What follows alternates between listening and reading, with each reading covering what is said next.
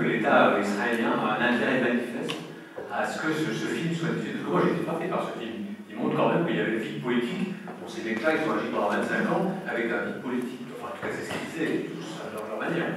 Hein, vide politique, et ils ont fait ce qu'ils ont pu. Voilà, ils ont fait ce qu'ils ont pu. Enfin, ils le disent explicitement. Et quel intérêt l'État israélien peut avoir? Vous disiez que ça a été cofinancé, enfin, ça a été. D'abord, c'est une coproduction franco-israélienne. C'est un film dans lequel il y a eu une discussion au ministère des Affaires étrangères. Il y avait un dilemme au ministère des Affaires étrangères. Nous le relatons. Il y a une partie des ambassadeurs qui venaient de l'étranger et a dit mais c'est terrible, ça renforce la critique d'Israël. Donc, dans un certain temps, le ministère a dit mais ce film, il ne faut pas qu'on l'utilise. Mais à partir d'un certain moment, ils ont eu cette idée magnifique, surtout quand il était nominé aux Oscars. Mais qu'est-ce qu'on fait si on prend ces chefs de services secrets et on les fait participer à la promotion de films? C'est ça qui est aujourd'hui le film. Ces balades avec ces criminels de guerre. Alors, prenons un exemple français. Prenons un petit exemple français. Imaginez-vous que vous auriez un film dans lequel vous avez 5 tortionnaires de l'Algérie qui vous parlent et qui participent à la promotion de films. Vous direz quoi dans ce cas-là? Vous poserez la question, vous ne direz pas « Oh, ça montre qu'il y a un vide politique, etc. » Non, ça montre que quand il s'agit, dans le cas de l'État d'Israël, on peut être un criminel de guerre, on peut être un criminel avoir commis des crimes contre l'humanité. Il s'agit de gens qui nous parlent de la torture. Il s'agit de gens qui nous disent nous avons provoqué pour pouvoir réprimer. Moi, ma question, ce n'est pas les vides politiques, ma question, c'est la responsabilité. Et surtout la responsabilité des réalisateurs, parce qu'il y a 2 questions qui ne sont jamais posées. Pourquoi vous parlez maintenant? Pourquoi vous avez parlé pendant que vous étiez à l'office? Et deuxièmement, si aujourd'hui vous étiez au poste, on vous aurait donné les mêmes ordres, est-ce que vous l'aurez fait? Ça, c'est les 2 questions qui ne sont jamais dans le film.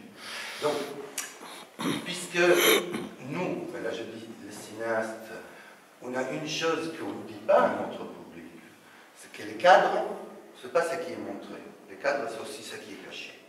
Et les cachés, dans ces cas-là, c'est une chose. Quel est l'accord qui a passé les réalisateurs, les producteurs avec les services secrets pour avoir l'autorisation du film? Et c'est la seule chose qui m'intéresse. Qu'est-ce qui n'est pas dit?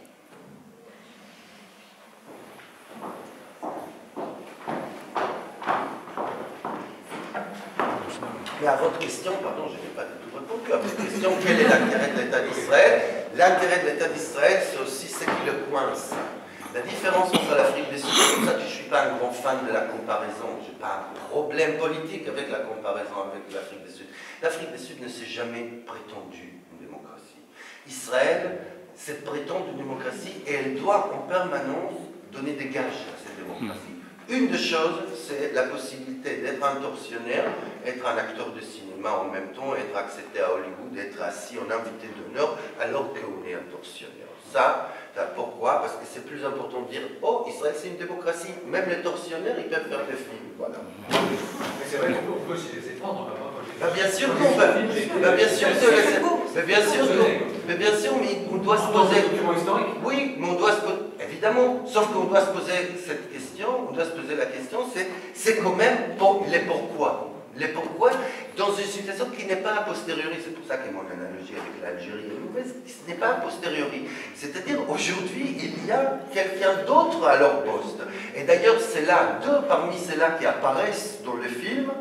Un, il est président adjoint de l'université hébraïque chargé des relations internationales, ancien chef de service secret. L'autre président du conseil d'administration de l'université de Haïfa, parce qu'il faut savoir que les institutions universitaires, pour ceux qui vont acheter les livres pas chers, 10 euros, 2 signatures compris, eh bien, vont lire, c'est que d'un côté l'université et de l'autre côté les institutions culturelles, c'est aussi la place de recyclage des militaires à la retraite et des anciens chefs d'État, des chefs de services secrets. Par exemple, le président de la commission de la réforme des budgets du cinéma et aussi un qui apparaît dans ce film parce qu'on a nommé un ancien de chaîne bête, etc. C'est-à-dire c'est la normalisation et c'est le recyclage. Au fond, ce qui est important, c'est exactement le problème qui se pose.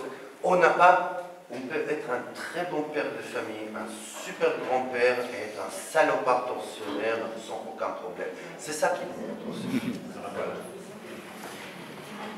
Est-ce que ce serait possible que vous développiez un autre aspect de la propagande israélienne concernant le gay-friendly, Israël gay-friendly? Merci. Merci.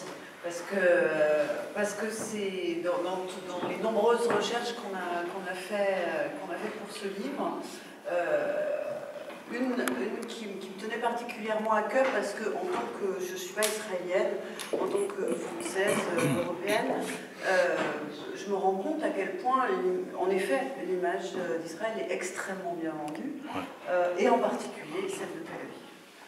Je ne sais pas si...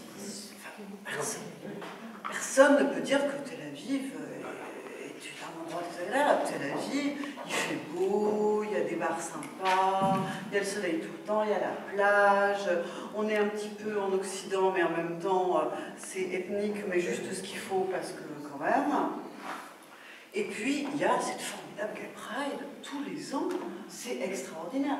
Des homos du monde entier viennent pour faire la fête pendant, je ne sais pas combien de temps ça dure, une semaine, 3, où toute la ville de Tel Aviv est concentrée là-dessus. Et là, vraiment, c'est une réussite absolue de marketing. C'est magnifique, parce qu'en toute bonne foi, ces gens viennent faire la fête dans un endroit sympa, où on les accueille magnifiquement, et ils repartent comme des ambassadeurs. Et c'est comme ça que la Hasbara décrit ses objectifs. C'est aussi de créer des ambassadeurs qui rentrent chez eux à l'étranger, un peu partout dans le monde, et qui disent « mais c'est formidable, mais quel endroit magnifique, tu devrais y aller en vacances, ou que sais-je et tout », oubliant naturellement, parce que c'est pas pour ça qu'ils sont venus à Tel Aviv, que Tel Aviv est vendu en opposition totale avec les réalités du pays, mais totale, en particulier donc son caractère gay-friendly, il est complètement en contradiction avec l'homophobie épouvantable, galopante, criminelle, qui fait rage dans ce pays partout. Une homophobie qui, naturellement, est à la mesure du racisme, de la misogynie, de tout ça qui fait aussi rage dans le pays. C'est le même moteur, bien sûr. Mais Tel Aviv, c'est aussi une ville riche, jeune, moderne. C'est-à-dire qu'on est face au fait qu'il y a la plupart des gens en Israël vivent à un niveau de pauvreté insupportable,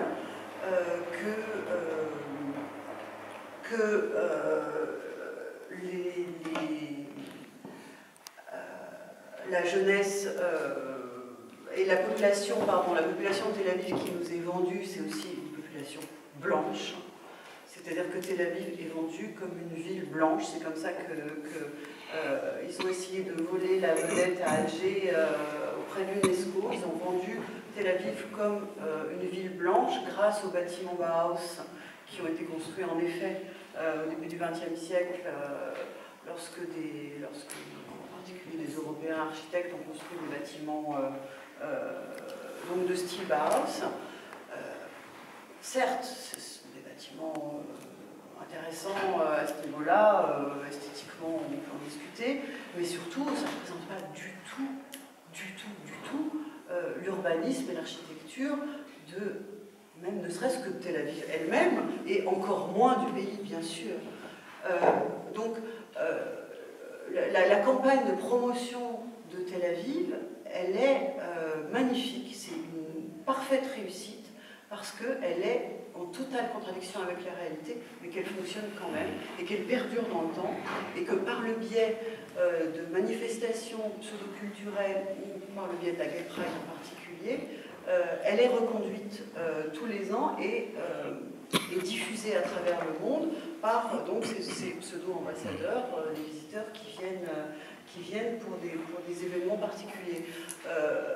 Pour des événements culturels aussi, c'est-à-dire que la mairie de Tel Aviv insiste beaucoup pour créer un festival des marionnettes, un festival de je ne sais trop quoi, qui permet d'inviter des acteurs culturels étrangers à Tel Aviv, de leur montrer en plus de la production culturelle sur place à quel point cette ville est tolérante, progressiste, agréable.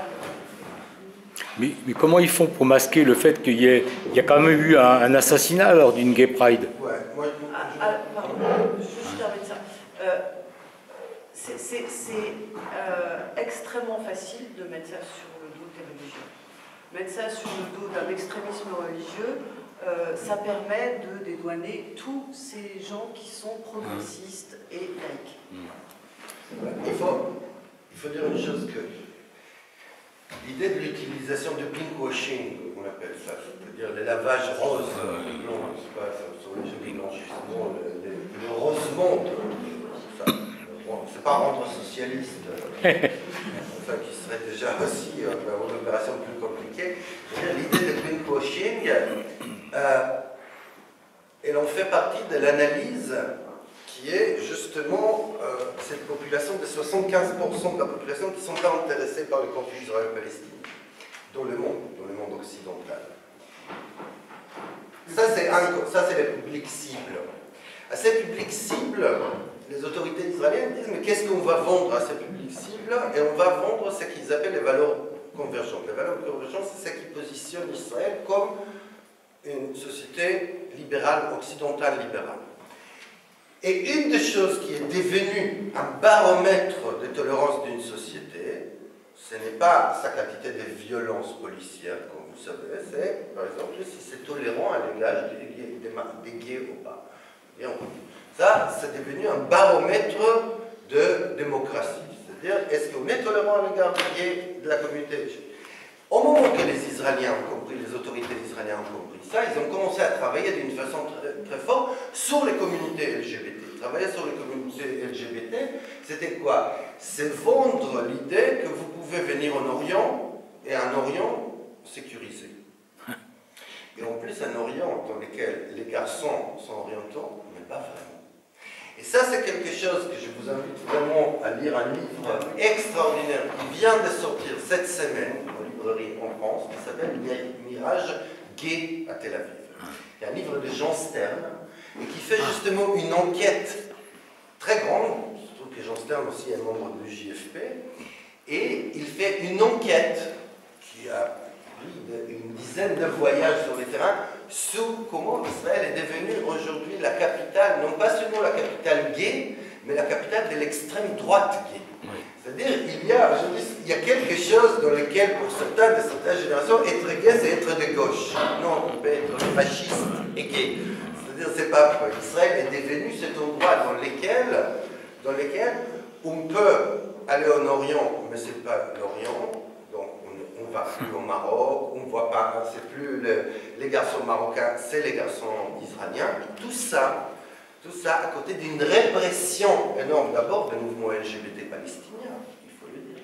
C'est-à-dire que les Israéliens, ces mêmes gays qui sont, par exemple, qui ont des avantages, qui sont des militaires gays, ou des officiers gays de l'armée, dans lesquels on utilise l'image de ces officiers en uniforme avec leur bébé adopté, ou leur bébé éprouvé fait en Inde, tous sont mis en avance pour montrer la tolérance de la société israélienne, alors que les militaires de l'armée israélienne témoignent dans le cadre de l'organisation Breaking Silence, on casse le silence, comment l'armée israélienne et les services de renseignement mettent pression sur les gays palestiniens pour les transformer en collabos ou extraire d'informations ou mettre pression sur les gens.